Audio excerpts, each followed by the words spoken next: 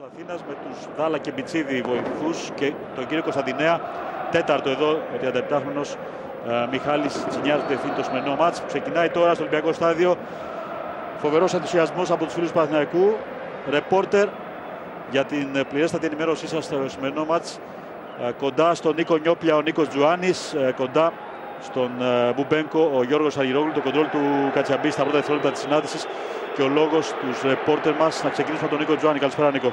Καλησπέρα. Περισσότεροι από 50.000 θεατές βρίσκονται στο Ολυμπιακό Στάδιο. Έχουν στήσει το δικό τους πάρτι τίτλου, περιμένοντας ασφαλώς το τελευταίο σφύριγμα και τον βαθμό που χρειάζεται ο Παναθηναϊκός. Να δούμε τη φάση με τον Σισέ να σκοράρει από την κεφαλιά πάσα του Λέτο στο 34ο δευτερόλεπτο.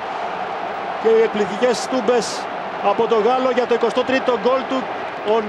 Ονειρικό ξεκίνημα για την ομάδα του Νίκου Νιόπλια πριν συμπληρωθεί ένα λεπτό. Και ενώ ο Νίκος Τζουάνης σας ανέφερε τα στοιχεία για τη σημερινή αναμέτρηση, ήρθε το γκολ για τους γηπεδούχους με το καλημέρα στη σημερινή συνάντηση.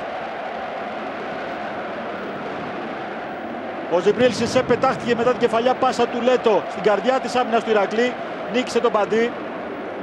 1-0. Κοιτάξτε την κεφαλιά πάσα εδώ του Αργεντίνου. Δεν μπορεί να τον κόψει στην διεκδίκηση της μπάλας ο Παπαζαχαρίας. Μετά τη σέντρα που έχει έρθει από το